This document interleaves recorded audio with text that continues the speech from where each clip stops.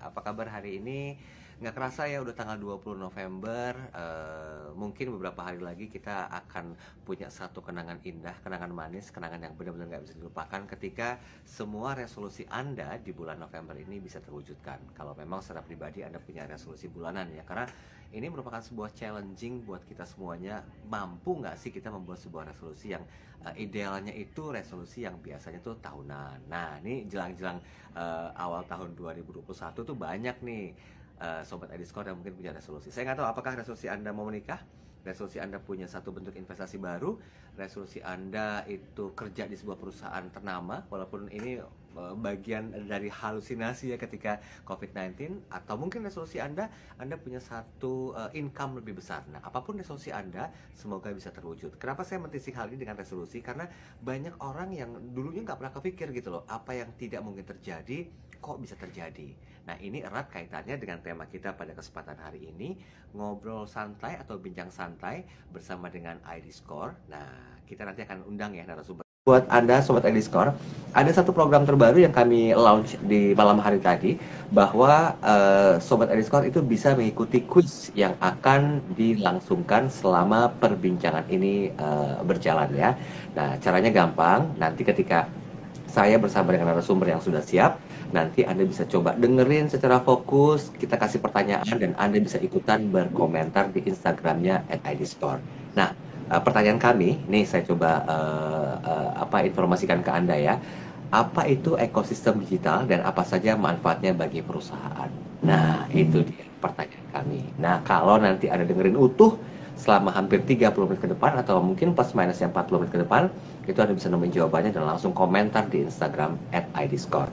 Terus hadiahnya, saya bocorin dulu, hadiahnya ini, wow, berlangsung sampai dengan 4 Desember 2020, kuis ini ya. Kemudian hadiahnya adalah 1 juta rupiah untuk 5 orang pemenang. Jangan lupa ikuti kuisnya, catat tanggalnya, dan jangan ketinggalan ya hashtagnya Sobat Ediscore. Itu dia, pertanyaannya saya ulang sekali lagi. Apa itu ekosistem digital dan apa saja manfaatnya bagi perusahaan? Siap-siap jawab di Instagramnya Ediscore. Oke, di hari ini kita sudah bersama dengan seorang yang usianya sama dengan saya, masih terbilang muda, milenials juga gitu. Cuman kayaknya lebih ganteng beliau deh. Jadi minder nih ngomonginnya nih. Nah, posisi beliau ini, sebentar, saya ngintip dulu nih, karena agak-agak sedikit saya sini kalau bicara masalah posisi ya. Head of Research and Product Development dari Pevindo Credit Bureau. Langsung saya terhubung dengan Mas Lucky Herviana. Selamat pagi Mas Lucky. Selamat pagi, Assalamualaikum warahmatullahi wabarakatuh. Waalaikumsalam. Gimana? Sehat Mas Lucky? Alhamdulillah, semua sehat semua, Mas Daryl. Semoga ya during pandemi ini, semoga kita semua tetap sehat ya. Yes, betul. Sama-sama kita berharap ya. Tapi jangan lupa nih, ingat pesan Ibu ya Mas Lucky ya. Jaga jarak, kemudian juga rajin mencuci tangan dan menggunakan masker. Nah, karena posisi saya hari ini tidak berada di sebuah keramaian, karena ternyata Pevindo Credit masih mewajibkan beberapa instansinya atau perusahaannya itu melakukan work from home. Jadi saya aman nih nggak pakai masker, tapi tetap nanti pakai masker. Sama nih, saya juga nggak pakai masker. Tapi memang tidak ada orang yang sekitar saya juga. Gitu ya, Mas Lucky. Sorry, saya mau izin aja Mas. Udah berapa tahun Mas di PBK Mas? Di PBK sebenarnya masih cukup baru lah Mas, jadi kurang lebih 1 tahun lebih lah ya di PBK. Tahunan?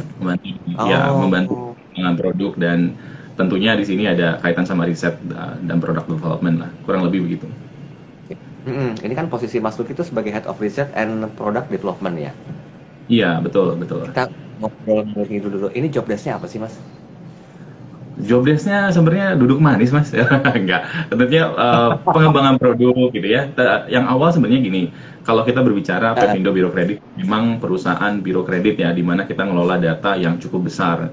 Jadi kita dibilang adalah lembaga pengelola informasi pekreditan. Nah, jelas bahwa kita dibilang lembaga pengelola, di sana kita memiliki data yang sangat kaya gitu ya, kita berbicara data kredit. Nah, dengan data kredit tentunya ini kita bisa membuat satu hal yang menarik, atau kita bilang adalah suatu produk.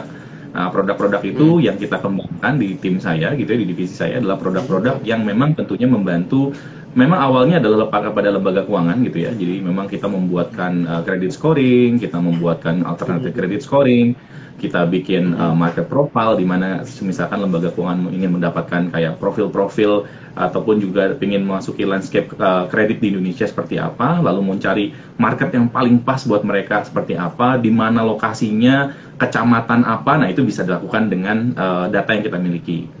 Itu kita bicara produk, tapi kita juga akan masuk nanti kepada bisnis B2C, di mana nanti tentunya misalkan ada dari Sobat ID Score gini ya, nanti yang ingin menanyakan kredit skornya kepada Pevindo Biro Kredit gitu ya, itu nanti juga bisa sistemnya, kita lagi kembangkan saat ini. Jadi banyak Mas Daryl, kita mengembangkan produk-produk yang tentunya akan membantu perekonomian Indonesia gitu ya, khususnya memang inklusi keuangan sebenarnya kita juga kejar. Memang itu juga dorongan dari OJK kepada kita sebenarnya.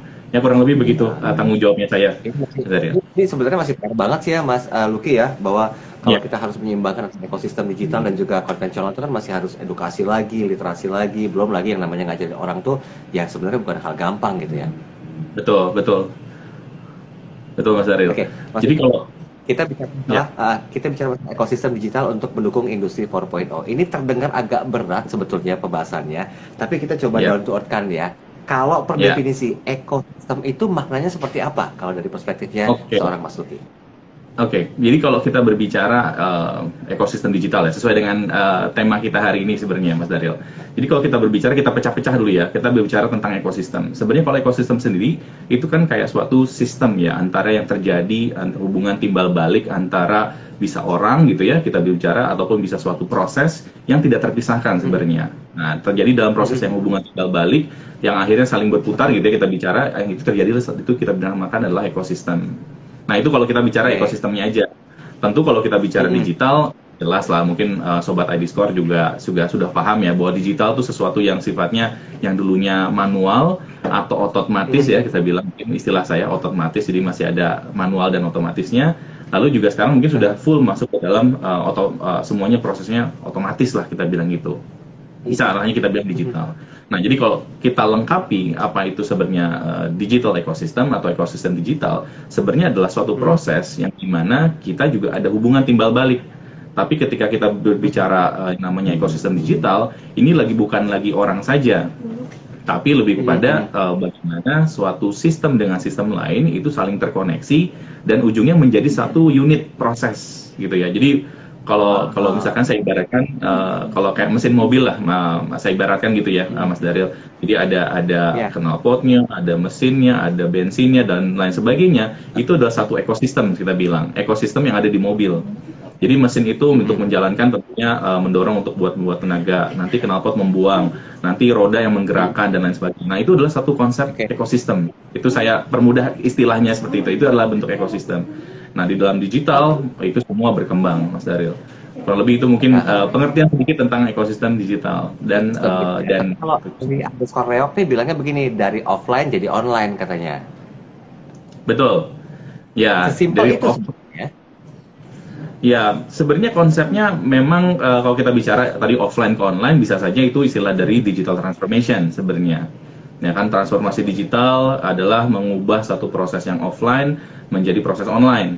Nah, tapi konsepnya digital ecosystem itu jauh sebenarnya lebih luas ya saya bilang ya. Dan memang digital ecosystem ini justru mendukung prosesnya transformasi digital. Jadi kenapa dia juga kita masuk ke dalam temanya bahwa memang tidak bisa berdiri sendiri ketika kita berbicara tentang yang namanya transformasi digital, tapi kita melupakan proses digital ekosistemnya, gitu ya. Ini konsep dasarnya. Tapi mungkin sebelum masuk ke sana, Mas Daryl, mungkin saya boleh cerita sedikit sejarahnya juga dulu sebenarnya. Nah, gitu ya. Jadi sejarahnya mengenai kita bicaranya mungkin ekosistem bisnis gitu ya. Sebelum kita masuk ke digital ekosistem.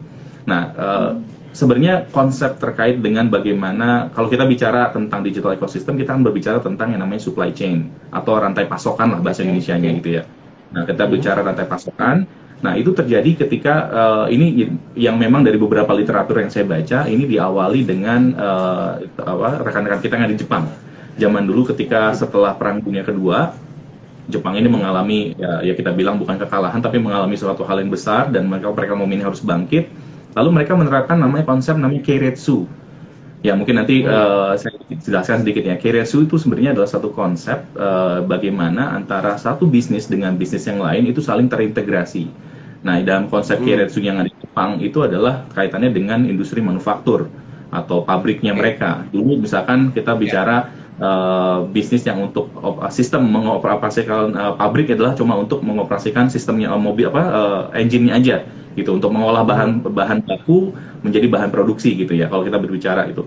Nah, ketika konsep Keiretsu ini dilakukan, akhirnya semua kayak suppliernya, penyedia bahan bakunya gitu ya, si distributornya dan lain sebagainya itu dijadikan satu proses atau satu ekosistem di mana itu semua tergabung menjadi satu sehingga proses yang tadinya terpecah-pecah gitu ya itu menjadi satu bagian. Nah, itu tentunya kalau kita berbicara bisnis itu akan jadi lebih efisien. Itu adalah kisah dulu ketika Keiretsu yang ada di Jepang. Lalu perkembangannya tentunya akhirnya banyak kalau kita bicara semua pabrik, semua industri manufaktur dan lain sebagainya, bahkan sampai ke industri keuangan, selalu sekarang berbicara tentang yang namanya supply chain atau rantai pasokan gitu.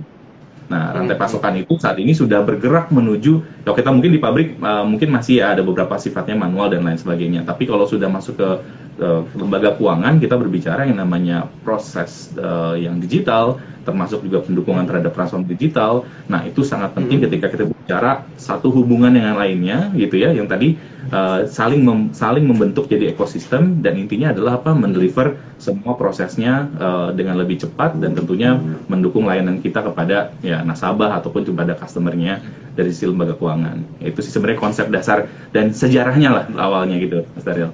Ya. Tapi begini, Mas Luki, kalau seiring perkembangan zaman kan harus adaptif juga nih, harus bisa menyesuaikan perkembangan zaman. Kan kita udah masuk ke era digital 4.0 ya. Nah, sebetulnya kalau dari apa yang disampaikan sama Mas Luki tadi ketika memang mengawali proses dari Jepang itu sendiri sampai dengan sekarang tuh implementasinya seharusnya seperti apa kira-kira kalau kita bicara masalah ekosistem digital ini? Nah, sebenarnya balik lagi, kalau kita melihat kondisi memang beberapa tahun belakang ya, maksudnya dengan perkembangan teknologi yang luar biasa cepatnya, dan kita lihat juga mungkin adopsi terhadap teknologi juga luar biasa cepatnya, bukan hanya di Indonesia, kita berbicara di luar negeri gitu ya. Tapi kalau kita lihat balik ke Indonesia gitu ya, kayak contohnya mungkin beberapa statistik yang saya dapat, kita punya gitu ya, kita punya 268 juta penduduk Indonesia. Dari sana kita punya pengguna smartphone itu hampir jauh lebih besar daripada itu, 360 jutaan yang punya smartphone. Mungkin satu orang punya dua gitu ya, itu sudah umum kan di Indonesia. Kebayang bahwa hampir semua orang gitu, kalau kita berbicara angka, mungkin hampir seluruh penduduk Indonesia, mungkin nggak semuanya, mungkin 70-80% tuh punya smartphone, di mana teknologi sudah menjadi hal yang biasa. Nah, proses yang ketika seseorang sudah menggunakan teknologi dan atau sudah menikmati sebagaimana cepatnya teknologi, akan mendorong seseorang gitu ya, secara behavior atau secara perilakunya mungkin mencari sesuatu harus cepat gitu ya, Mas Daryl. Nah, kalau istilah kalau yang lucu lagi gini, sebenarnya saya ada salah satu istilah yang selalu saya pegang ketika kita bicara tentang digital ecosystem. Kalau kita bilang tentang teknologi, ada smartphone gitu ya, itu kan mendekatkan yang jauh dan menjauhkan yang dekat. Jauhkan yang dekat gitu ya. Iya, kadang suka seperti itu ya kalau kita bilang tentang yang namanya kita dengan pengguna smartphone gitu ya. Oh, orang jadi yang jauh jadi dekat gitu ya, kita bisa video call dan lain sebagainya, tapi mungkin sama teman sebelah duduk malah jadi jauh gitu, jarang ngobrol dan sebagainya. Tapi itu ketika kita, maksudnya adalah efek mungkin yang bisa diatasi ketika kita bicara tentang penggunaan teknologi. Tapi justru malah kalau dalam digital ecosystem kebalikannya, yang dulunya terpisah-pisah justru harus didekatkan dan semua harus integrasi gitu. Nah, itulah ekosistem digital. Itu juga hal yang sebenarnya jadi menarik tuh sebenarnya, Mas Daryl. Nah, kalau tadi nyambung lagi yang awal. Jadi kalau kita bicara tentang kenapa jadi perkembangan seperti apa? Karena dulu justru supply chain yang bergerak gitu ya. Akhirnya dulu yang model tradisional, lalu sekarang dengan adopsi teknologi, orang-orang maunya semua maunya cepat. Mau dari proses pembayaran, mau kirim barang dan lain sebagainya. Makanya kenapa kita lihat semua sekarang pengirim barang selalu bilang one day, same day dan lain sebagainya. Itu karena semua orang bergerak ingin semuanya cepat gitu ya. Bahkan dalam konsep kita bilang, kalau saya kan dari Pevindo Biro Kredit gitu ya, kita berbicara lending gitu ya, atau kita bicara pinjaman misalkan. Semua orang dulunya ketika pinjaman rata-rata mungkin bisa harian, saya aplikasi hari ini, mungkin nanti dananya 7 hari kemudian gitu ya. Tapi kalau sekarang berbicara dengan kecepatan teknologi, semua orang maunya saya apply hari ini juga harusnya uangnya masuk ke rekening saya gitu ya. Nah, Saya jadi ingat begini, itu Mas Luki, angkat telepon hubungi ya, kami cair hari ini gitu loh. Wah, secepat itu kira-kira ya ya, dampaknya ya. ya, tapi nanti biasanya kalau misalnya yang memang belum digital, kadang ya kalau cair hari ini harus A B C D E gitu ya, ada syarat-syaratnya gitu ya. Mungkin berlaku. Nah, iya, ada syarat dan ketentuan berlaku. Nah, kalau kita mau bicara tentang teknologi dengan ekosistem digital, semua itu Nah, sudah sangat memungkinkan, Mas Daryl. Jadi, kalau kita berbicara beberapa banyak mungkin lembaga keuangan yang sudah mencoba untuk melakukan proses digitalisasi gitu ya, itu sudah bisa mampu memberikan layanan yang lebih cepat gitu ya, dengan adanya ya adalah nama-nama yang sudah cukup umum di market kita gitu ya, nama-nama bank yang sudah melakukan transformasi digital secara menyeluruh, secara bisnisnya. Semuanya layanannya bisa dilakukan dengan cepat, buka rekening cepat, pinjaman cepat, mau beli investasi cepat, semua bisa dilakukan di smartphone, semua dilakukan dengan cepat. Nah, karena apa? Karena itu sudah membangun satu namanya ekosistem digital. Kalau tidak ada itu nggak ya. bisa. Jadi kebayang kalau Nah, misalkan gitu sih. Sebenarnya kebayang sedikit mungkin Mas dari misalkan kita membayangkan satu lembaga punya uangnya banyak, misalkan kita bilang satu lembaga keuangan yang gede punya uangnya banyak, lalu dia beli mesin yang paling canggih gitu ya, server yang paling gede, mesin yang paling canggih, aplikasi yang paling oke gitu ya. Tapi ternyata sistem ini dia harus misalkan dia cuma berdiri sendiri, kan nggak bisa kan. Sedangkan dalam ekosistem digital, misalkan contohnya datanya dari mana nih gitu, kalau datanya nggak ada, nah, nggak bisa dong memproses orang. Kalau misalkan habis nah, itu caranya, kalau saya perlu misalkan gitu ya, perlu proses melakukan KYC gitu ya, know your customer, misalkan secara digital, ini nggak punya juga sistemnya. Jadi sistem ini hanya memproses doang. Lalu kalau kita bilang kalau cara nanti disbursementnya paling cepat, mau misalkan instan, misalkan harus menggunakan layanannya payment gateway, misalkan orang maunya dikirimnya, kok saya maunya transfernya ke account e-wallet saya gitu, saya nggak mau masuk ke rekening, saya nggak punya rekening, saya mau masuk ke e-wallet. Berarti kan ini sistem ini harus, kalau berdiri sendiri nggak mungkin kan. Nah, akhirnya dibangunlah konsep dibangun misalnya sistem yang terintegrasi dengan e-wallet, sistem yang terintegrasi dengan payment gateway, sistem yang terintegrasi dengan misalkan tadi data dan lain sebagainya. Dan kita salah satunya, misalnya kita contoh Pevindo Biro Kredit, kita adalah pemberi data gitu ya, kita enabler, kita bilang. Nah, itu hal-hal yang sangat penting ketika menjadi dalam satu ekosistem digital. oke. Itu mungkin Tahan sebentar. awalnya, Mas. Saya masih banyak hal yang mau ditanyakan dan juga sebagai sebuah bentuk edukasi. Tapi kita ingetin Anda yang mau nanya silakan ya. Ica Mario 0702 bersabar sebentar, nanti kita coba bahas pertanyaan Anda. Saya mau ingetin lagi buat Anda yang baru bergabung, jangan lupa kuis. Nah, ini hadiahnya 1 juta rupiah untuk 5 orang pemenang. Nanti kita akan coba umumkan di Instagram pastinya ya. Nah, Anda bisa berkomentar langsung di kolom komentar kami, dan pertanyaan kami simple kok. Kalau udah hampir 15 menit dijabarkan secara detail oleh Mas Luki, pasti tahu jawabannya ini. Apa itu ekosistem digital dan apa saja manfaatnya bagi perusahaan? Oke, apa itu ekosistem digital dan apa saja manfaatnya bagi perusahaan? Silakan Anda bisa komentar, menjawab di kolom komentar kami. Nanti tim dari Pevindo yang akan menentukan siapa yang menang. Oke, ada satu pertanyaan yang masuk dari Ica Mario 0702. Ekosistem digital itu apa hanya lembaga yang sama, Mas? Misalnya sama-sama lembaga keuangan atau bagaimana sebetulnya? Nah, kalau kita berbicara ekosistem, Mas Daryl, sebenarnya kita bisa berbicara yang lebih luas ya. Jadi bisa saja memang Ya. sesama lembaga keuangan. Misalkan contohnya, saya bekerja di satu bank misalkan. Saya mau mengembangkan sistem terkait dengan bagaimana caranya saya bisa membangun proses virtual account ataupun transfer secara cepat gitu ya. Nah, apakah misalkan saya melihat saya harus kembangkan sendiri, apa saya ternyata bisa melirik teman-teman lembaga keuangan lain yang sudah punya sistemnya. Jadi kita seolah-olah bisa kayak quote-unquote nebeng gitu ya. Nah, itu bisa dilakukan, misalkan lembaga keuangan dengan lembaga keuangan. Ataupun misalkan tadi dengan lembaga keuangan sama pendukung lembaga keuangan. Misalkan tadi saya mau tentang transfer dan lain sebagainya. Mungkin saya bisa mengembangkan sistem bekerja sama dengan payment gateway untuk bisa melakukan transfer secara langsung.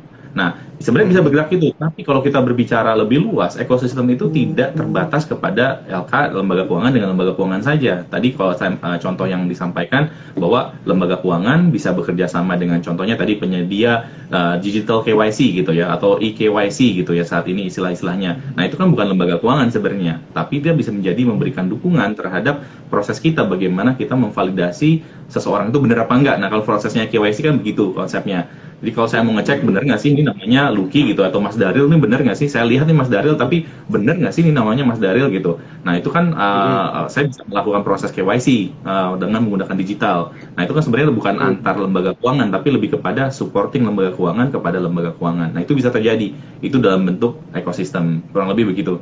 Nah, Oke, baik. Pertanyaan berikutnya ini positif respon ya dari Ica Mario. Maaf nih Mas, kalau soal ekosistem digital, apakah sudah ada regulasi dari pemerintah? kalau untuk regulasi secara langsung tentunya mungkin kalau ini berbicara ada mungkin kalau di Kemeninfo gitu ya, untuk terkait dengan bagaimana proses digital ekosistem atau hubungan dan lain sebagainya. Sepanjang yang saya paham atau sepanjang yang saya tahu itu memang belum ada aturan yang dijelaskan bahwa harus, tidak boleh dan sebagainya macam gitu ya, yang harus dilakukan misalkan berkoneksi dengan apa. Tapi aturan mainnya mungkin ada, misalkan contohnya bahwa suatu lembaga yang mau melakukan digital ekosistem adalah untuk kegiatan yang mendukung hal yang positif, misalkan gitu lah. Hal-hal yang sebenarnya lebih kepada norma yang berlaku gitu ya. Jadi kalau secara peraturan mungkin sepanjang yang saya tahu belum ada gitu. Jadi memang kaitannya lebih kepada norma-norma yang berlaku, dan misalkan contohnya kalau kita berbicara teknologi ataupun juga website dan lain sebagainya semua harus didaftarkan di Kemeninfo. Nah ini adalah proses bagaimana menjaga bahwa setiap koneksi ataupun setiap ekosistem digital yang dibangun itu semuanya mendasari dengan sesuatu yang sudah diberikan approval gitu kurang lebih dari pemerintah. Oke, baik. Mas, kita bisa lebih spesifik lagi ya Mas ya, kalau kita melihat tentang tema kita ekosistem digital gitu kan, berarti kan ketika penerapannya itu dilakukan di sebuah perusahaan, misalnya di PBK misalnya, ini kan butuh supporting system yang kuat ya di internalnya, termasuk juga otomatis akan membentuk sebuah simbiosis nih antara customer, calon pelanggan, atau mau mencari pelanggan yang baru. Nah, gimana agar bisa masif dan ada simbiosis yang mutualis di dalamnya? Agar betul-betul ekosistem ini nggak cuma ekosistem yang bisa dinikmati sama segelintir orang yang terlibat di sebuah perusahaan, tapi memang impact-nya itu bisa kemana-mana gitu loh Mas. Ya, memang kalau kita berbicara ekosistem, dasar dari kata-kata ekosistem sebenarnya adalah hubungan timbal balik ya Mas. Jadi hubungan timbal balik kan bisa dari penyedianya ataupun juga di penggunanya kan. Nah kalau berbicara sedikit mungkin di sisi Pevindo Biro Kredit ya, saya akan ambil dari company saya saat ini. Kalau kita bicara Pevindo Biro Kredit, kita mengelola data yang sedemikian besarnya. Jadi kita punya data slick hampir 96 juta data gitu ya, data orang yang punya data kredit, dan kita punya data alternatif lainnya yang sangat besar. Kita data dari Direktorat Jenderal Pajak ada, dari data BPJS/TK dan lain sebagainya. Ini dengan kekayaan data yang sedemikian rupa, tentunya kan kita harus punya sistem yang bisa melayani dan sistem yang bisa memproses data sedemikian besarnya. Nah, kalau kita bicara sistem, gitu ya, sistem yang kita gunakan itu aja sudah masuk dalam ekosistem sebenarnya. Misalkan gini contohnya, data ini kan tidak bisa berdiri sendiri. Data ini harus disimpan di dalam server. Nah, dengan adanya data disimpan dalam server, lalu server punya aplikasi yang bisa menarik datanya, ini sudah menjadi ekosistem di dalam kita. Gitu. Lalu kalau kita bicara bagaimana kita melayani customer, tentunya, nah memang sejatinya sebagai perusahaan LPIP atau penyedia data kredit, kita ini sangat aksesibel. Jadi seluruh lembaga keuangan ataupun bahkan non lembaga keuangan yang memerlukan data kredit untuk pengambilan keputusannya itu bisa melakukan atau bisa menanya kepada kita dan bisa melakukan koneksi langsung. Koneksi langsung bisa melakukan proses melalui website ataupun juga melalui API gitu ya. Jadi terciptalah satu koneksi, satu ekosistem lagi. Jadi antara penyedia data seperti Pevindo dan pengguna datanya kita. Ya misalkan lembaga keuangan atau non lembaga keuangan. Bahkan ya tadi perseorangan juga, misalkan sobat ID Score yang perlu, saya mau tahu nih kredit saya bagus apa tidak, skor saya bagus apa enggak. Misalkan saya lihat kayaknya saya nggak pernah punya pinjaman itu, tapi kok kenapa ada? Nah bisa datanya bisa ditarik tuh, bisa dicek nanti di kita di Pevindo Biro Kredit. Nah akhirnya semua orang bisa menggunakan, dan memang tujuannya dari kita membentuk satu ekosistem digital adalah sebenarnya bisa melayani orang lebih banyak, lebih cepat, dan tentunya lebih efisien lah kalau secara bisnis gitu ya. Ujung-ujungnya kan ada ke bottom line atau revenue gitu.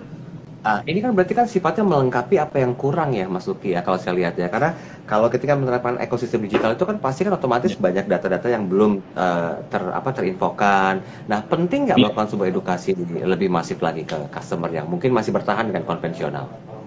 Nah sebenarnya penting banget kalau kita bicara kan semua kita bicara kalau kita ngambil dari temanya Industri 4.0, di mana Industri 4.0 selalu berbicara tentang yang namanya digital gitu ya. Nah, ketika kita berbicara digital, jelas bahwa tidak bisa terlepas tadi balik lagi dengan ekosistem, di mana kita harus ngebangun nih antara menghubungkan satu titik dengan titik lainnya. Jadi kalau kita berbicara misalkan ya lembaga keuangan yang masih konvensional ataupun yang masih tradisional prosesnya di satu perusahaan, lalu ingin melakukan proses digitalisasi, nah semua ini kan proses yang berkesinambungan. Nah, lalu ketika dihadapkan dengan bagaimana saya melakukan transformasi digital, itu juga menjadi tantangan. Karena kalau kita bicara sistem, Mas Daril, ketika kita mau melakukan proses digitalisasi gitu ya, biayanya nggak murah gitu kan, biayanya itu lumayan mahal sebenarnya. Misalkan mengembangkan sistem, membangun software, misalkan kita mau beli dari vendor gitu ya, atau mengembangkan sendiri, berarti kan satu rekrutmen tenaga ahlinya harus berapa orang, berapa lama kerjanya. Tapi kalau mau singkat cari vendor gitu ya, nah ini sendiri kan sebenarnya biayanya luar biasa. Nah sedangkan kalau kita mau bilang transformasi digital itu dikembalikan kepada si lembaga keuangannya ataupun siapapun yang melakukan. Nah prosesnya ini sendiri ya melingkupi dengan proses yang cukup panjang dan memang itu harus dilakukan ketika memang seseorang mau melakukan digitalisasi. Oke. Ini Ica Mario begitu proaktif nanya terus, tapi saya suka nih rasa ingin tahu itu besar gitu loh sebagai sebuah bentuk edukasi di bincang santai kita. Kalau data bisa ditarik, berarti terkoneksi dong dengan Bank Indonesia, betul atau enggak? Ya, kalau khusus untuk Pevindo Biro Kredit sebenarnya data kita itu berasal dari OJK gitu ya, jadi data SLIK. Jadi kalau dulu memang benar. Jadi kalau mungkin ketika kita berbicara mungkin sebelum tahun 2017, semua pengelolaan data perkreditan itu adanya di Bank Indonesia, atau zaman dulu orang bilang SID, Sistem Informasi Debitur gitu ya, atau biasa kalau orang zaman dulu bilangnya BI checking gitu ya. Nah sekarang semua sejak tahun 2017 itu semua beralih kepada OJK sebagai pengawas. Nanti nama sistemnya adalah SLIK. Nah, untuk Pevindo Biro Kredit, kita mengelola data SLIK tersebut, kita dikirimkan oleh OJK, lalu kita kelola dan kita gunakan sesuai dengan mandat yang diberikan kepada yang namanya perusahaan LPIP gitu. Jadi memang ada aturan mainnya, jadi nggak bisa juga data diambil oleh siapapun, nggak bisa, harus ada metodologinya, karena kan ini ada kaitannya kerahasiaan dan lain sebagainya gitu. Nah, saya baru menyinggung nih masalah security atau keamanan datanya sendiri. Ini kalau secara konsep itu lebih dipertanggungjawabnya ke siapa? Kalau dalam hal ini PBK misalnya, apakah ke internet PBK untuk keamanan datanya? Oh, tentu kalau kita berbicara keamanan data, ini sifatnya bisa berlayer-layer ya, jadi Mas Daril. Jadi kalau kita berbicara tentang undang-undang, ada undang-undang misalkan data proteksi, itu ada yang ditetapkan oleh Kominfo. Lalu juga kita berbicara tentang undang-undang bagaimana kita melindungi data nasabah gitu ya, bisa masuk undang-undang perbankan. Lalu bagaimana kita mengelola data, ada lagi POJK khusus untuk LPIP. Jadi sebenarnya secara aturan main gitu ada layer hukum gitu ya, yang kita bicara untuk melindungi bagaimana proteksi data pribadi. Nah untuk Pevindo sendiri, kalau kita berbicara misalkan Mas Daril ingin mendapatkan datanya, di kita ini juga prosesnya cukup panjang. Pertama, kalau saat ini ya kita masih menggunakan proses manual, harus datang ke Pevindo, divalidasi, dilihat KTP-nya, alamatnya sesuai apa tidak, mungkin ada proses pengecekan lebih lanjut. Nanti kalau memang sudah valid bahwa orang itu adalah misalkan Mas Daril, ada Mas Daril gitu ya, kita bicaranya kayak gitu, nah barulah data itu bisa dikeluarkan.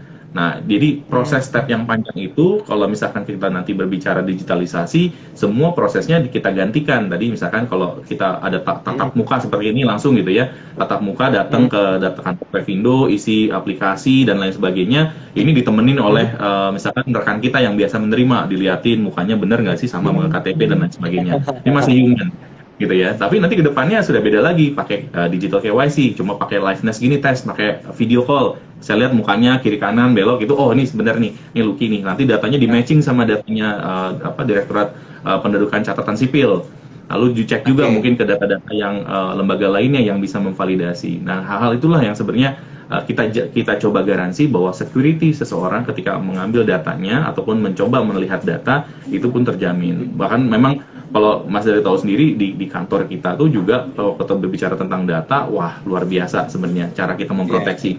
Ada ruangan khusus, jadi kita tidak bisa, bahkan saya sendiri tidak bisa masuk ruangan itu sembarangan gitu ya. Semua dilihat CCTV dan lain sebagainya, wah, itu sangat kompleks lah secara security-nya. Kenapa saya tanyakan ini? Karena memang banyak orang yang masih kurang trust ya terhadap sebuah instansi, termasuk mungkin juga hal-hal yang jadi pertanyaan, aman nggak sih datanya, dijamin apa enggak sih, tapi udah dijabarkan secara detail tadi ya.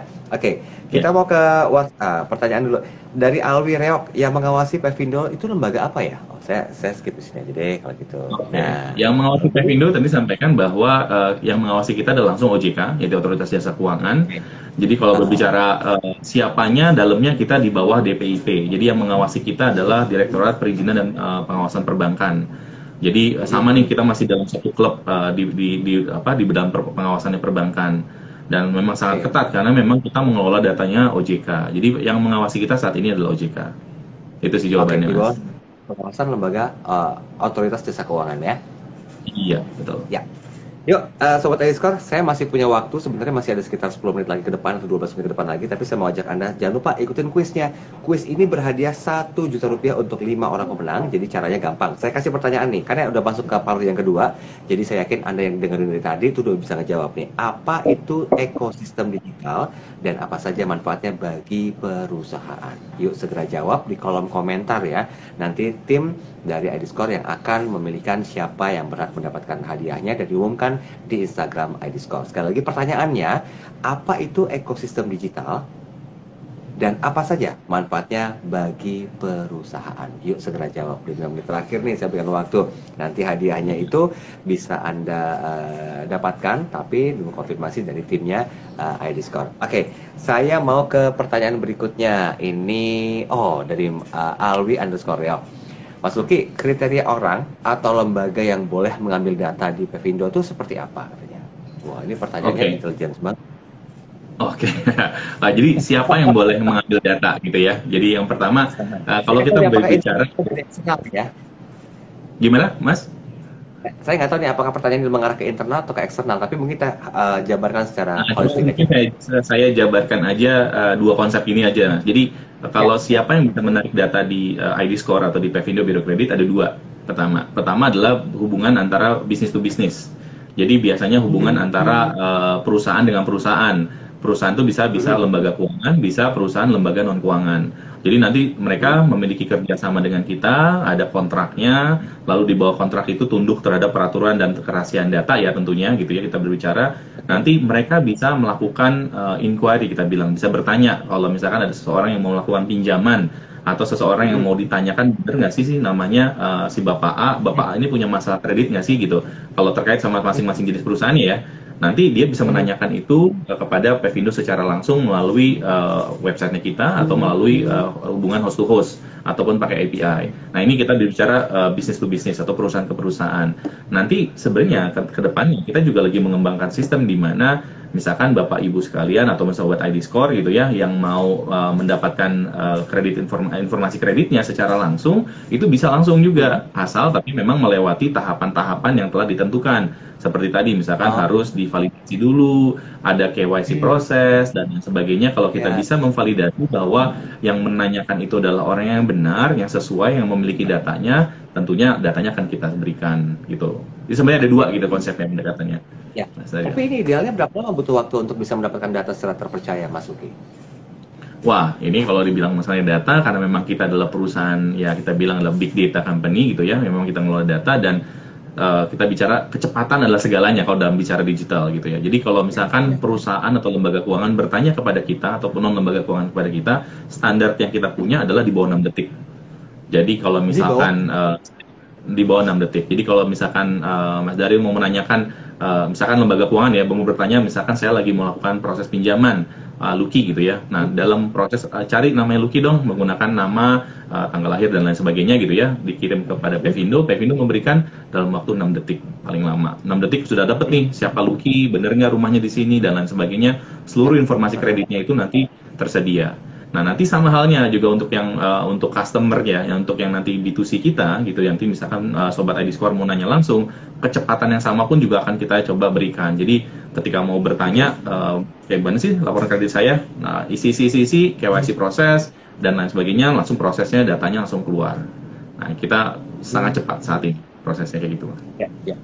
Oke, di 10 menit terakhir, saya mau ajak lagi Sobat Ediscore untuk ikutan kuisnya. Jangan lupa, nanti Anda bisa mendapatkan hadiah berupa 1 juta rupiah untuk 5 orang pemenang. Pertanyaannya simple kok. Apa itu ekosistem digital?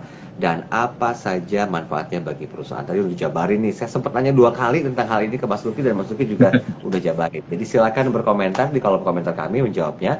Nanti tim dari ID Score yang akan menentukan siapa pemenangnya. Oke, Mas Luki, kan tadi sudah dijabarkan ya, kalau kita melihat itu pasti kan ada tantangannya nih dari setiap hal yang berhubungan dengan inovasi itu pasti ada tantangannya. Nah, apa biasanya yang mungkin dari tahun ke tahun itu menjadi sebuah tantangan rutin gitu loh, yang mana ini, wah ini PR banget nih ya, ini lagi gitu loh. Apa biasanya mostly tantangan yang terjadi?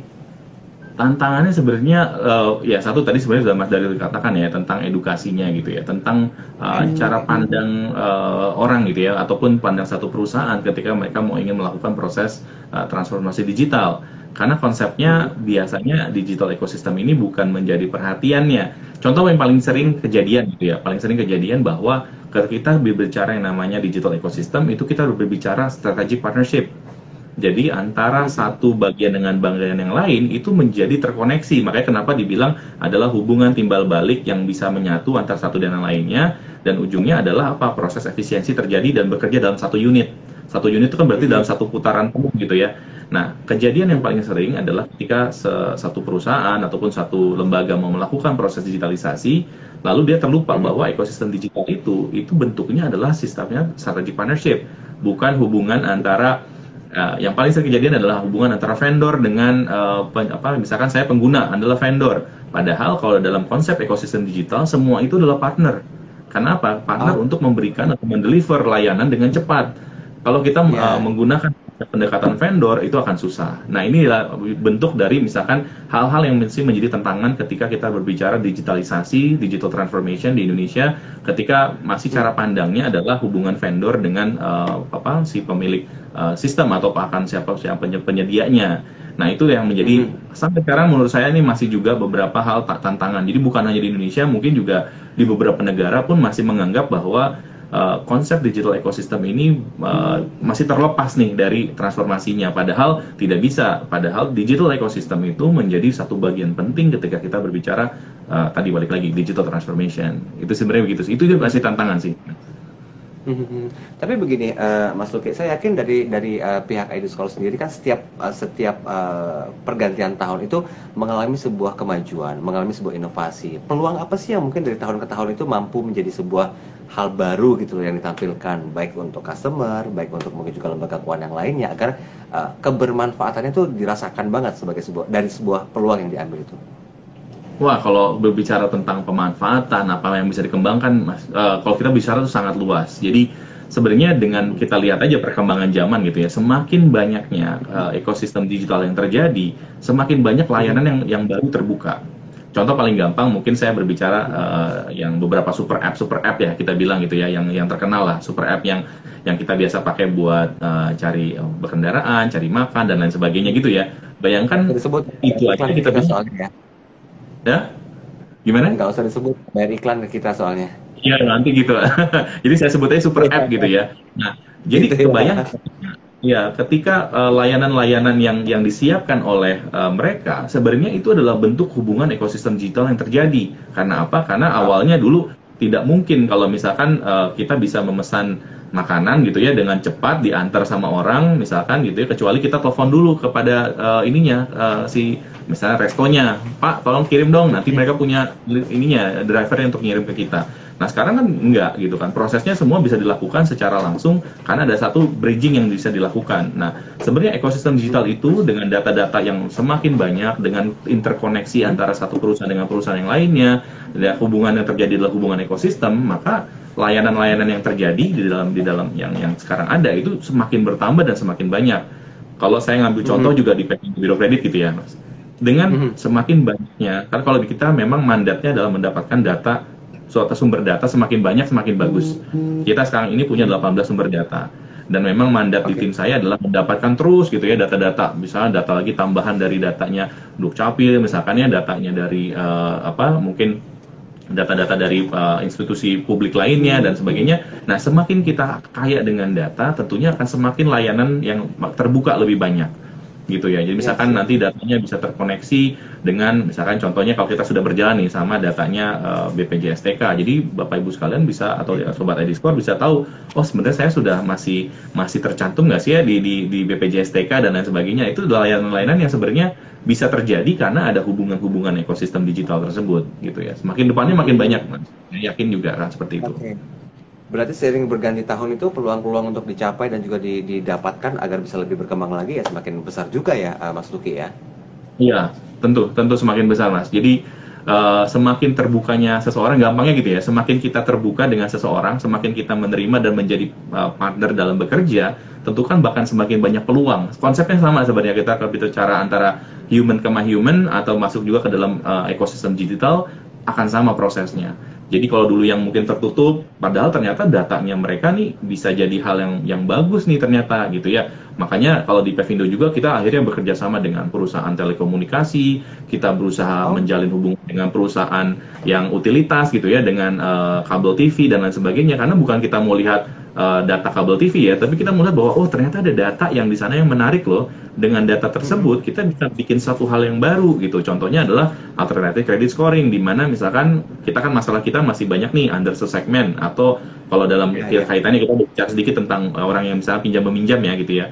Biasanya orang yang diberikan pinjaman itu adalah orang yang punya riwayat kredit, yang ada datanya di slip. Tapi bagaimana orang yang nggak punya? Nah, data orang yang nggak punya itu biasanya dicarinya ya pakai data yang misalkan teman-teman peer-to-peer lending yang mungkin yang lebih banyak heavy di sana, atau teman-teman BPR. Tapi sebenarnya bank-bank umum dan sebagainya itu juga bisa masuk ke sana dengan apa? Melakukan pendekatan, ada loh data-data yang sebenarnya itu data alternatif, tapi bisa-bisa kita samakan sebagai data perilaku nasabah, dan itu bisa kita coba jadikan suatu pendekatan bagaimana menilai apakah misalkan Lucky ini cocok nggak diberikan pinjaman atau tidak. Nah, itu sebenarnya banyak mekanisme yang di sana. Dan itu berkembang dengan adanya tentunya data yang semakin terbuka, koneksi digital ekosistem yang semakin luas dan sebagainya. Itu adalah menjadi salah satu yang yang lumayan banyak. Oke, ini jadi ketahuan ya Mas Lucky, yang ngutang nggak bayar ya Mas, katanya dari Ica. Nah, wah ini pertanyaan kuncian ya. Kalau misalkan kita berbicara tentang data kredit, semuanya kelihatan gitu ya. Jadi kalau misalkan Sobat ID Score punya catatan, jadi seluruh histori atau seluruh sejarah pinjaman yang pernah dilakukan sebenarnya itu tercatat gitu ya, tercatat di sisinya SLIK kalau misalkan Sobat ID Score ngambil dari lembaga keuangan formal. Tapi jangan salah, dulu misalkan bisa menghindar, oh enggak, saya kan tidak tercatat karena saya banyakkan dari peer-to-peer lending, tapi tidak bisa juga karena saat ini Pevindo Biro Kredit pun sudah memiliki member dari peer-to-peer lending yang submit data ke kita, dan nantinya juga dibikin aturan resmi juga seperti SLIK. Jadi memang semua sejarah kredit seseorang itu akan tercantum dan akan tercatat secara lengkap gitu ya. Jadi kalau yang nggak bayar apa tidak bayar, ya itu terpaksa jadi kelihatan gitu ya. Istilahnya jadi kekunci deh ya, nggak bisa ngapa-ngapain deh ya. Ya, memang sebenarnya itu. Sebenarnya ini balik lagi sebenarnya Mas Daryl, ini sebenarnya faktor edukasi ke depannya. Ya. Jadi kalau kita berbicara di Amerika gitu ya, di Amerika itu ada satu mekanisme yang misalkan seseorang mau bertanya, kenapa kita juga Pevindo mau masuk ke landscape yang B2C ya? Karena di Amerika sendiri ada kemudahan seseorang itu untuk mengetahui credit score-nya. Karena mungkin di China juga sekarang sudah seperti itu. Jadi misalkan contoh paling gampang, misalkan saya adalah seorang sarjana baru lulus misalkan gitu. Lalu saya kan ternyata saya sarjana, saya nih tinggalnya rumah saya tuh, misalkan rumah saya tuh di Bogor dan kantor saya misalkan di Bonggol yang harus nggak ada kendaraan ke sana. Misalkan kendaraan umum agak susah nih. Terpaksa kan saya harus cari kendaraan nih, saya harus ada motor. Saya harus cari pinjaman untuk bisa beli motor misalkan gitu ya. Nah, ternyata kalau saya tidak punya riwayat kredit, saya tidak bisa dapat pinjaman. Nah, kalau di Amerika dengan mudahnya seseorang itu bisa dibikinkan model riwayat kredit itu dengan alternatif data ataupun data kreditnya. Dia tinggal nanya nih, bisa SMS gitu ya, namanya ada titik-titik skor gitu ya, ada nama-nama besar lah di sana. Nanti tinggal dapat skornya, dia tinggal datang ke perusahaan pemberi misalkan otomotifnya gitu ya, motornya, dia tinggal kasih lihat nih skor saya sekian. Oh, kalau dengan skor sekian berarti saya berhak diberikan pinjaman gitu ya, pinjaman atau dalam berupa motor. Nah, kayak gitu. Nah, di sana sudah terjadi misalnya di Amerika itu sudah berjalan secara umum, orang mau cari pinjaman rumah, KPR dan sebagainya, mereka sudah tinggal bawa aja kredit skornya mereka. Nah, di Indonesia belum terjadi nih, tapi di Indonesia lebih kebanyak adalah laporan-laporan. Nanti kedepannya tentunya kita akan lihat semua adopsi yang namanya telah dilakukan oleh negara maju, biasanya secara perlahan akan juga terjadi di Indonesia. Nah, kita juga unsur edukasinya harus jalan. Karena nanti teman-teman sobat-sobat ID Score harus tahu bahwa hati-hati dengan kredit skor Anda. Karena kalau misalnya bermasalah, wah nggak bisa ngapa-ngapain loh. Kalau memang, kita balik lagi, kalau memang mau meminjam ya. Tapi kalau nggak mau meminjam ya nggak usah khawatir. Kalau bilang, oh saya maunya semua cash, ya udah nggak apa-apa. Jadi aman-aman aja. Tapi kalau ingin meminjam tapi punya kredit skor history yang kurang baik, Nah, diperbaikilah caranya gimana? Oh, saya tahu nih yang bermasalah yang ini, mulailah saya harus perbaikin. Itulah salah satu unsur edukasi yang sebenarnya juga nanti ke depannya bukan hanya Pevindo Biro Kredit, tentunya mungkin dari pemerintah juga dan juga dari masyarakat juga harus menyadari. Gitu sih kurang lebih. Oke, baik.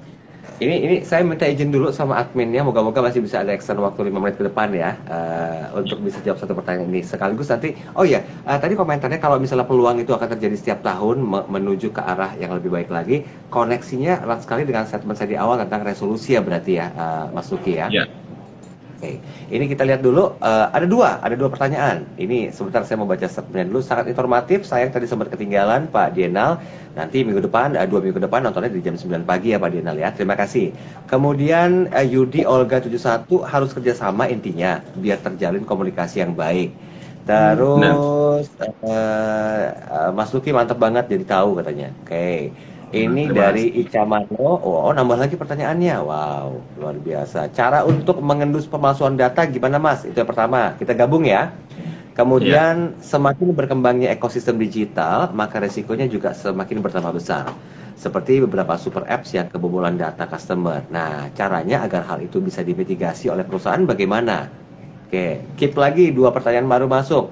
Apa saja langkah-langkah yang diperlukan untuk memasuki ekosistem digital? Terakhir, dalam credit score itu bisa berubah atau akan tetap selamanya? Oke, kita jawab sekaligus kita ambil konklusinya, Mas Luki, karena kita waktunya sudah terbatas sekali. Oke, sorry. Yang pertama tadi apa Mas Eriril? Saya malah terlibat saking pemalsuan data. Oke, balik lagi gini. Kalau kita berbicara tentang pemalsuan data atau fraud ya terhadap data, itu memang bisa saja kejadian gitu ya. Kita bicara tentang bisa saja kejadian, misalkan contohnya nama saya adalah Lucky. Lalu ketika saya melakukan pinjaman ataupun melakukan pemberian informasi pada yang lain, saya membuat data saya salah. Tapi dengan adanya proses digitalisasi saat ini sebenarnya semua itu dicoba direduksi. Maksudnya direduksi belum tentu 100% bisa dihapus ya, karena tentunya kalau kita berbicara tentang fraud dan lain sebagainya, ya biasanya orang yang punya intensi yang kurang baik biasanya lebih jago memang dari yang pengembang sistemnya. Kadang seperti itu ya kalau kita bicara tentang teknologi gitu ya. Nah, tapi sedemikian rupa sebenarnya sudah banyak proses-proses yang dicoba untuk ketika seseorang memberikan data, contohnya misalkan dalam proses pinjam meminjam gitu ya di lembaga keuangan, dan lembaga keuangan sebenarnya melakukan proses validasi yang juga bertahap gitu ya. Ada layer-layernya bahwa kita bilang ketika seseorang meminjam mereka harus isi di aplikasinya. Lalu di aplikasi nanti dilihat KTP-nya sesuai apa tidak. Bagaimana caranya? Nah, sudah ada hubungannya dengan misalkan Dukcapil datanya. Jadi langsung dilihat benar nggak sih nomor KTP-nya ini, namanya ini, rumahnya di sini gitu ya, koneksi dengan Dukcapil. Satu step. Lalu berikutnya, kalau misalkan ternyata sudah dilakukan digitalisasi, ada fotonya di dalam KTP, misalkan KTP-nya difoto nih ya di dalam aplikasinya. Lalu habis itu ada namanya liveness test. Jadi kayak misalkan kita lagi kayak seperti ini ya, nanti layanan aplikasi dibilang hadap ke depan, hadap kiri, samping dan lain sebagainya. Nah, sebenarnya data kita sebenarnya ada di data Dukcapil. Dibilang namanya data-data biometrik. Bahwa divalidasi lagi nih, bahwa ini benar nih, oh ternyata memang yang mencantumkan ini adalah Lucky, datanya ini, lalu bisa masuk. Nah, kalau kita mengenai data fraud lainnya yang bisa ditarik, ya bisa saja kejadian kalau misalnya memang ternyata double misalkan informasinya, dan memang itulah hal yang terus dimitigasi dan coba diatasi sama tentunya sama teman-teman yang bergerak di dalam bidang data forensik dan lain sebagainya. Kurang lebih begitu itu untuk yang berkaitan dengan data. Ini kalau semua pertanyaan yang masuk dong berarti ya, dari trigger satu pertanyaan tadi gitu loh, untuk mengendus pemalsuan data gimana ya, termasuk mungkin cara memitigasinya agar perusahaan itu bisa tidak terkecolongan. Kemudian langkah yang diperlukan ya itu tadi untuk bisa masuk ke ekosistem digital sudah disampaikan juga. Dan terakhir, jika sekali data buruk bisakah diperbaiki, Mas Luki? Nah, kalau data buruk mengenai data kredit, kalau kita bicara data kredit bisa diperbaiki atau tidak? Bisa. Pertama, satu, jelas bahwa Sobat ID Score yang memang memiliki ya data yang kurang baik, perbaiki dulu. Perbaiki gimana? Misalkan lihat bahwa data yang kurang baik itu karena ada pinjaman yang memang tidak dibayarkan, atau adanya atau pinjaman yang gagal bayar. Nah, caranya gimana ya? Ya tentu Sobat ID Score harus pergi ke lembaganya, bilang bahwa hey, saya mau punya niat yang baik, saya akan membayar nilai tertentu dan saya akan coba misalkan semampu saya. Nah, ini biasanya akan ada kebijakan-kebijakan khusus gitu ya. Tentunya balik lagi, tapi itu dikembalikan kepada lembaga keuangan. Nah, tapi dengan proses yang dilakukan seperti itu, tentunya akan ada perbaikan dari sisi datanya. Nah, kita berbicara seperti itu ya. Jadi ini adalah hal-hal yang selalu direkomendasikan dalam kita misalkan di Pevindo Biro Kredit, bahwa apabila ada data yang kurang baik, lakukan langkah-langkah tadi. Pergi ketemui lembaga keuangannya, tanyakan mekanismenya bagaimana, melakukan kesepakatan mekanisme yang baik. Lalu tentunya bank juga melihat bahwa, misalkan kita bicara bank ya, lembaga keuangan tentu melihat dengan inisiatif atau niat baiknya customer, bank juga akan tidak langsung bilang, oh tetap ini jelek. Enggak, biasanya kan langsung, oh dia sudah baik, ya udah deh kita statusnya kita ubah dikit-dikit pelan-pelan gitu ya. Nah akhirnya datanya bisa kembali normal gitu ya. Kurang lebih begitu Mas. Jangan kan data yang buruk ya, hati yang luka aja bisa sembuh ya Mas Luki ya. Nah itu dia, walaupun masih sakit tapi bisa sembuh lah. Kalau curhat nih. Oke, Mas Luki, sisa 1 menit saya berikan konklusinya. Apa yang mau Anda sampaikan, silakan. Oke, baik. Sebelumnya terima kasih banyak Sobat Ediscore yang sudah bergabung dari tadi, sudah mendengarkan cerita-cerita atau obrolan saya dengan Mas Daryl. Tapi satu hal yang paling penting adalah gini, kita berbicara yang namanya transformasi digital. Transformasi digital atau industri 4.0 dalam segala bidang itu selalu digaungkan, termasuk itu juga salah satu dorongan yang dilakukan oleh presiden kita ya, Pak Jokowi bilang bahwa industri 4.0 dan semua tentunya sudah direspon oleh masyarakat sedemikian rupa. Tapi balik lagi bahwa yang setiap namanya transformasi digital harap diingat bahwa tidak bisa terlepas dengan adanya ekosistem digital. Ekosistem adalah satu hubungan yang proses yang saling berkaitan antara satu perusahaan dengan perusahaan lain, antara orang dengan orang lain, antara lembaga lain dengan lembaga lain gitu ya, yang terkoneksi dan menjadi satu unit yang berjalan secara berkesinambungan. Nah, yang konsep yang lainnya adalah jangan kita berbicara ekosistem digital, kita selalu berbicara yang namanya partnership secara langsung. Jadi bukan lagi hubungan vendor dan penyedia ataupun pengguna datanya. Nah, jadi itu adalah hal yang kunci yang paling penting kita berbicara tentang ekosistem digital. Dan mungkin tentunya ini baru hanya permukaannya saja kalau kita bicara di ekosistem digital. Harus nyebur sebenarnya, bisa tahu. Iya. Mungkin saya boleh diusulkan nanti di sesi yang akan datang kita akan coba bahas lebih deep lagi, lebih dalam lagi agar bisa lebih tahu tentang ekosistem digital di era 4.0 ini. Mas Luki, terima kasih loh waktunya hari ini. Ini saya mohon izin menyita waktu Anda beraktivitas di kantor, tapi saya senang banget bisa dapetin pembelajaran juga, edukasi yang masif disampaikan sama Mas Luki sehubungan dengan ekosistem digital. Walaupun ini pembahasannya agak terdengar berat ya kalau judulnya, tapi ketika penyampaian disampaikan dengan lugas, light dan juga edukatif, menjadi sangat ringan dan mudah dimengerti. Well, anyway, terima kasih buat Sobat Ediscore yang sudah bergabung bersama kami. Yang terlambat, jangan khawatir. Nanti 2 minggu ke depan kita akan ada lagi nih setiap hari Jumat jam 9 pagi, maksimal sampai dengan jam setengah 10, minimal sampai setengah 10 atau maksimal sampai jam 10 kurang, untuk memberikan edukasi kepada Anda tentang bagaimana sih sebetulnya hal yang perlu diperhatikan ketika Anda bersama dengan Pevindo, Biro Kredit atau Ediscore. Nah, jangan lupa ikutin kuisnya karena ini masih berlaku sampai dengan tanggal 4 Desember 2020. Jadi silakan jawab dan jangan lupa juga follow seluruh sosial media kami dari mulai Twitter, Instagram, LinkedIn, kemudian juga YouTube dan juga Facebook ya. Semua berbasiskan Ediscore. Dan kita akan ketemu lagi di 2 minggu ke depan dengan tema dan pembahasan yang berbeda. Mas Luki, terima kasih banyak. Sehat-sehat selalu. Ya. Jangan lupa pesan Ibu, jaga jarak aman, bersentuhan kanan kiri, tetap cuci tangan dan menggunakan masker ya. Dan terima kasih untuk semua Sobat Ediscore. Saya pamit undur diri. Wassalamualaikum warahmatullahi wabarakatuh. Sampai ketemu 2 minggu depan. Bye-bye. Salam sehat semuanya teman-teman Sobat Ediscore.